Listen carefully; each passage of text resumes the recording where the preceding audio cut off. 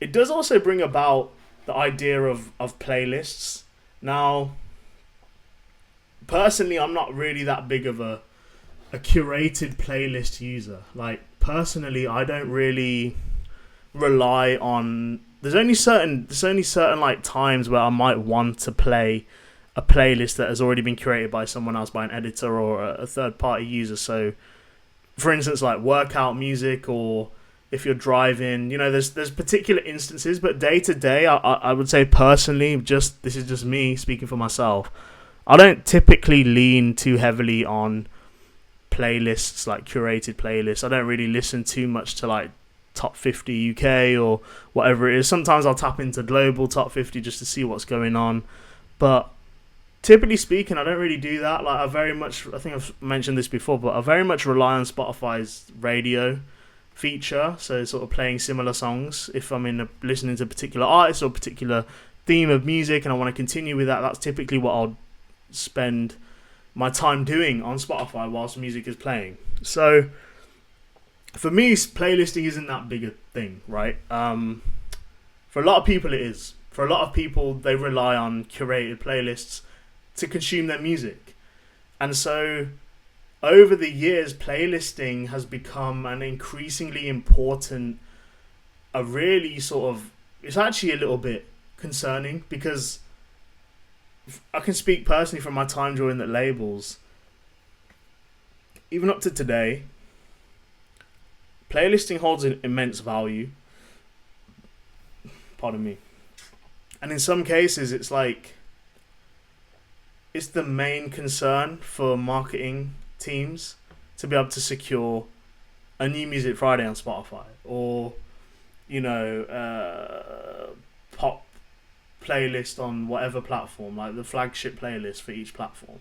It's their main concern, and it's also a driver for what they go to other platforms with. So, like, for instance, if you have a new single and it's being playlisted on New Music Friday in the top 10 or 20 spots of that playlist, for instance, you're more than likely, or it's a lot easier to then have conversations with radio teams, with press teams, with PR and press teams, with promotion teams, TV teams, whatever it is. Like, that cosign from the DSPs is very helpful. It's a very important building block for the remainder of your campaign, right? So, and this is like a strategy that can be utilized from the most smallest independent artists ever to the biggest in the world, right? These things matter to a certain extent because it's all about perception to a certain extent. So the importance of landing playlists in this economy, in this ecosystem, is, is you can't value it. Like, it's beyond value. It's invaluable. So obviously the people that hold the keys to these playlists are more than invaluable. Like, these guys, like these playlist editors that can slot your track into the top 10 or top 20 of that playlist, they really hold a really important key. Like, they have big influence. They are able to unlock something for your campaign. I don't necessarily think they could just a playlist alone could break someone. I don't think that could be like the trigger to turn you into a international superstar overnight. But if you get that spot, and then your team are also creating a campaign that is unfuckable with, like, is really and truly an incredible campaign, and you're hitting all the spots, you're hitting all the right markets, the target audiences, you're hitting all the right promo and all of that stuff, and your numbers are looking good, your organic reach and growth is good, and consumption is strong, then yes, playlisting can really help launch that launch that campaign, right? But on its own, I wouldn't say that it can do that, and I think that's a fair assumption. That's a fair evaluation. Another thing to note on playlists as well is, like,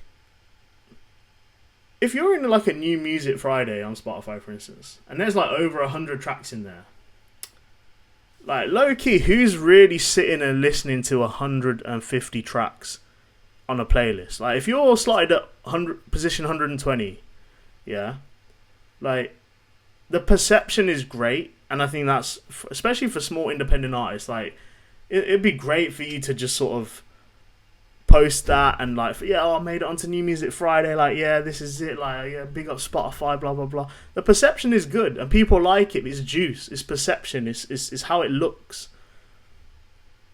I'd be inclined to take a big interest in how many streams that actually generates for your track. Might be a few, might be 100, probably gonna be less.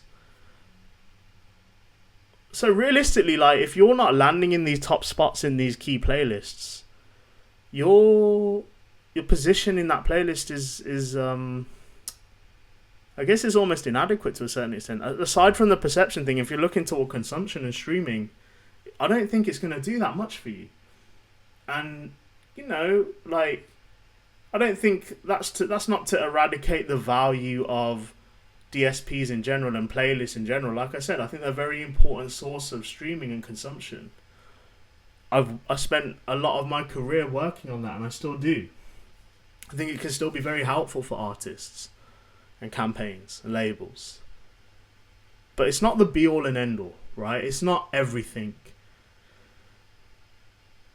But because it still matters, and because streams equal money, then it is still important, especially for those top artists, those high-tier artists, those tier A artists that depend on, you know, a playlist placement for them equals millions of streams, which equals a lot of revenue, right? Because of that volume of consumption, because of how much people stream and listen to them. So it is important for them. Now, playlisting is one thing, and organic listening is one thing. The other thing is the fake streaming, the fake numbers, the fake bots, right? So it was mentioned in this story as well. It was mentioned with regards to sort of you know, when it came to sort of unfair competition, sort of fake streaming, sort of giving unfair advantage to bigger artists and sort of making the playing field uneven. So that's certainly something to be looking out on. And so I wanted to bring into the video a bit of an interview from Russ. So as you know, Russ, American rapper Russ, very, very, very popular, very outspoken on this topic of, you know, inflated numbers, very sort of could be considered a spokesperson of independence as a musician, as an artist. So he had a really interesting interview, or segment of an interview, I should say, on Andrew Schultz's podcast. I'm not a big fan of Andrew, if I'm honest. I don't really like to shine light on his platform, but what Russ said is really interesting, really important. So I wanted to play a little bit of it for you. Hey, yeah, I mean, that's what it is. Well, explain it. I mean, so it's one of those things that like everyone in the industry knows is going on, which is faking the streams.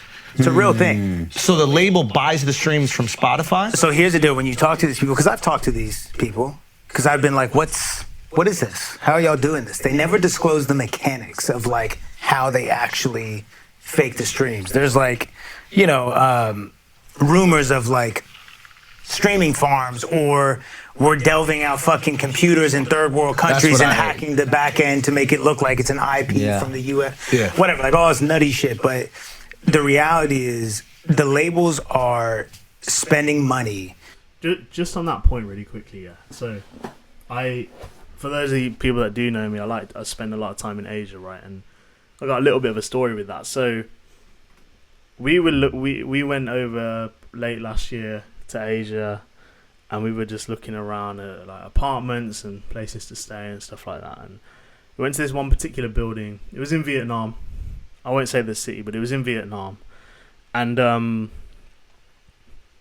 this guy was like, "Yeah, we're gonna show you an apartment, but we're gonna show you one that it's already occupied, right? There's already people living there. We just want to give you an idea of what the apartments look like in this building, right?" So we go up. I can't remember. It's on a really high floor. It must have been like 17th floor or something like that, right? And we knock on the door. The estate agent guy opens the door. From the outside and inside, the occupiers are there.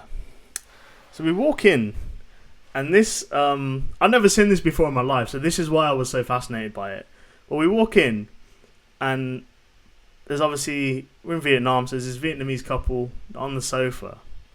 The guy's like on the sofa smoking. He's got like fucking scar on his face, and he just looks scary and angry at whatever. And the girl's just sat on the sofa, like also just with him, not really looking or saying anything. And on the table and on the floor, bro, there must have been about, I'm not even exaggerating, there must have been about like 200 mobile phones, like literally like 200 iPhones, just like all scattered across the table, on the floor. My man had a couple in his hand. I don't know what he was doing, because we were in and out there very quick. The apartment was horrible. We didn't like it at all. And I was like, when we left, I was like, was that a bot farm? Like, was that where this money is going? Like, is this exactly the sort of thing? I mean, there's probably like much bigger and more sophisticated operations than that. What seemed to be like a trap house with a lot of potential phone tracking issues, right? But that's how it felt. Like that's why when Ross said that about, you know, like I don't know. I think it exists. It certainly, you know, it does exist. He might not have been doing Spotify stream farming, but he was doing something, man. I feel like it was Instagram. I'm pretty sure it looked like Instagram to me on the phones, the screens that I could see. But yeah, anyway, that's another conversation. And, you know, devil's advocate, they're treating it like a marketing expense. Because in a sense, it like almost is. You're going to spend $100,000 on billboards. You're going to spend $100,000 on streams. Right. Streams is going to put you in a playlist. You're going to spend real money to get fake streams that equate to real money. So that's why they think it makes sense. Because it's like, okay, the streams are fake, but the money's real. So what do we care? Especially, they're not doing it with like up and coming artists who like you wouldn't believe it. You know, they're doing it with people like where it's okay. If let's say your song has 500 million streams, right? Organically, but let's say with fake streams now you're at 900 million. No one's gonna sit there and be like, this is more like a 500 million stream song. Yeah. They're just gonna be like, this is a big song, makes sense, it has 900 million. That's honestly so smart. Yeah, they're not doing it to the dude across the street and giving him 1 billion streams. They're doing it to people who really can get 500 million. But let's just pump it to get 900. Now you're getting number one. Now you get number one. So you one. can pay for a number one. Oh yeah. What does the number one cost? I mean, that's crazy to even think about that. I mean, what does a number one song in America cost? Look, the reality is this. You do have to have a real fan base to a certain extent. Right? You have to have people who... Right, so, you know, what we're looking at here is basically the game is rigged. Like, the majors and indies both have been rumored to be juicing numbers with bots, right? And sort of not only to impress, like, I mean, you can say to impress playlists, but, you know, these DSPs aren't silly. They know, they can see the source of streams. They know when things look sus. They know when things look suspect. Bots is basically paying machines to artificially boost your streaming count, or your streaming number, or your consumption of streams, right? It's a separate issue. It's not a separate issue, but it's a separate alleged action compared to playlist payola, which is where playlist gatekeepers are being bribed to artificially not artificially, they actually do it. They actually put the tracks in the playlist, right? They give them extra exposure unfairly because they've been paid to do it. But the similarity with these two things is that basically both of these strategies distort what's actually real. And not only does it make success feel manufactured, but it makes genuine non-fakey stream artists suffer. Like, it makes the level play the playing field unlevel, right? It becomes disadvantageous for those artists that aren't doing it or can't afford to do it, or independent artists, right? So if playlist slots are being bought, then essentially both sides of the system, like the exposure that you get from bribing gatekeepers to promote your music and the number of streams being botted, then both sides of the system are gained. Like, there's no winning for an independent artist if this is happening, right? Because you can't compete with that. You can't compete with the majors for playlist influence unless you yourself have that influence and that budget to be able to do that, and those connections and those contacts to be able to do this. You're at a disadvantage. And if bots are flooding, if these fake streams are flooding the system, then even organic fan bases can get drowned out by these fake metrics. And so that's why Russ is saying, they're not silly in doing this. Like, they're doing it to artists where you would kind of look at the numbers and they're so big to be able to comprehend anyway that you can't really comprehend like the percentages. Like, a good example is like if you go onto YouTube and a video's got 1 million views, but it's only got 10 likes. Like, you sort of know, you can sort of figure out just by look. I mean, a lot of people wouldn't even look at that, but if you're in the industry, you would look at that and then you sort of say, well, that doesn't really add up. Like, I don't know what percentage that is. It's a very small percentage. It's less than 1%. Million views and 10 likes. It doesn't add up. So you know that there's been some ad spend on that video, right? You know that that's the case. But if you take a song that's got like 200 million streams, 150 million streams, and bear in mind, primarily we're talking about audio streaming here, right? How do you know? Like, as someone that works in the industry day to day on streaming, you might be able to figure out like a baseline benchmark ratio for monthly listeners on Spotify versus amount of streams. Like, you probably have a ratio or a baseline comparison for that.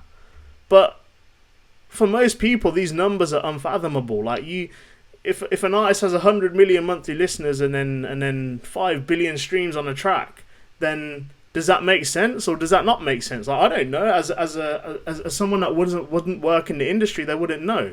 Someone that sort of looks at these numbers on a day-to-day basis, you could kind of look at it and be like, that's a little bit suspicious. That doesn't really make sense.